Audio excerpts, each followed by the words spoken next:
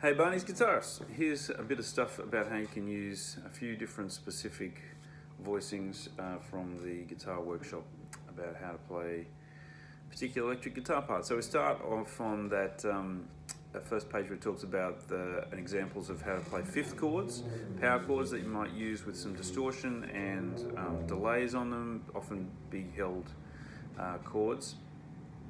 And here's how you can play, it's just with the first note and the fifth note of the scale. So in the key of G, there's the G, the low G, and the fifth is kind of sometimes called power chords, chunk chords, fifth chords.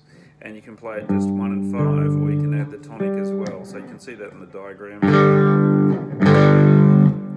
You can then go up to the next one, so it's that, or more specifically, across the 4 middle strings, 5th, 5th, 7th, 8th.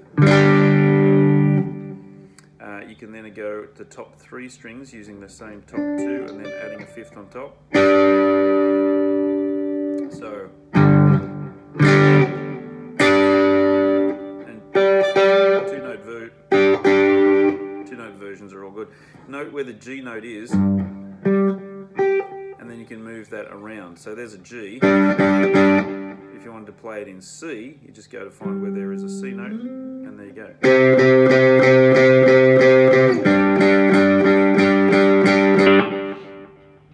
Other ones on the diagrams here are part of that G bar chord there at the 10th fret, bottom 3 notes. And then again, same sort of deal, take the top 2 and then the D and the G above that.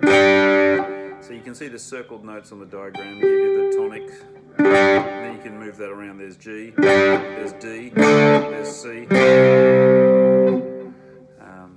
Now, moving on from that, we've got on the next page stuff about triads. Triads use not just the first and the fifth notes, which is better with that crunchy kind of thing on them. Often with those, by the way, those fifth chords, you just hit them and hold them. And let the other band members provide the rhythms. Your job there is to provide kind of the crunchiness to the sound of the band.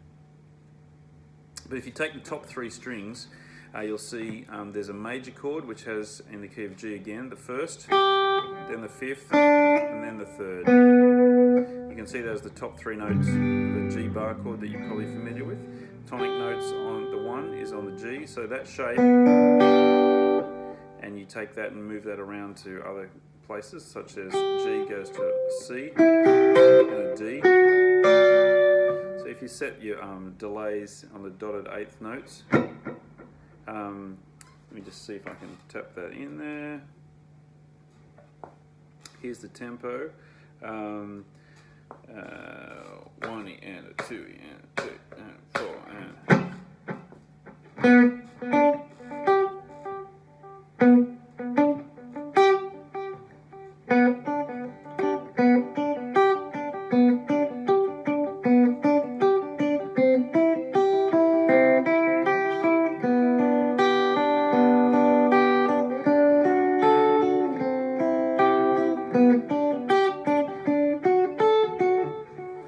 Bit of a lame example, but you get the idea of having how the repeats fall in between the notes and can provide that kind of texture that we've talked about.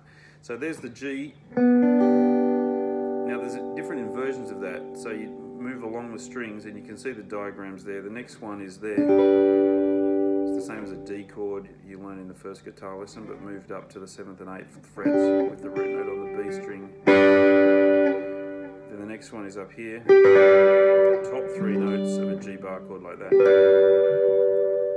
Now, from the diagram you can see which is the 1, the 3 and the 5, and then you use a bit of chord theory to tell how you can change those to make them different types of chords.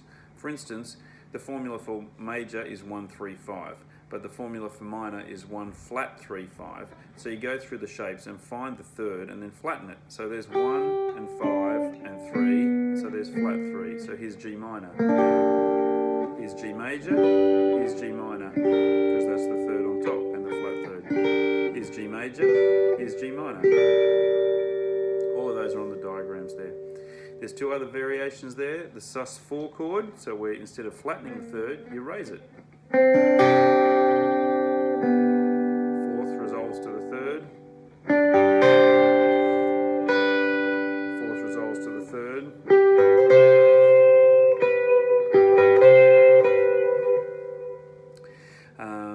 And then you can also do the suspended 2, where you get rid of the third and you play the second note. So that is down 2 frets from the third, or down 1 note from the minor third. So here's 3 major, here's sus2, here's major, here's sus2, here's major, here's sus2. 1, 2, 5. All variations and quite cool for using those. So just get really familiar with it. You can see the next page has an exercise which combines the 1, 6 minor, 4 and 5 through G, E minor, C and D. The idea there to get familiar with moving close to other chords. So here's the G, nearest E minor is here, the root note on the B string, nearest C is here, the root note on the G string, nearest D could either be up there or back to that D. So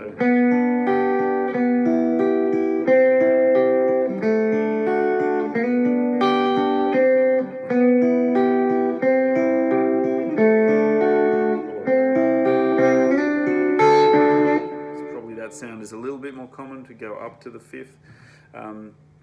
So you can just take that other sheet that's there and you work down through those examples, and you can see how to combine those shapes for 3 different ways you can play through G, E minor, C, D, and then you work at shifting those around, because those 4 chords turn up in most songs and in some different combinations. So hopefully this has given you some examples that can help fill out the examples on the sheets.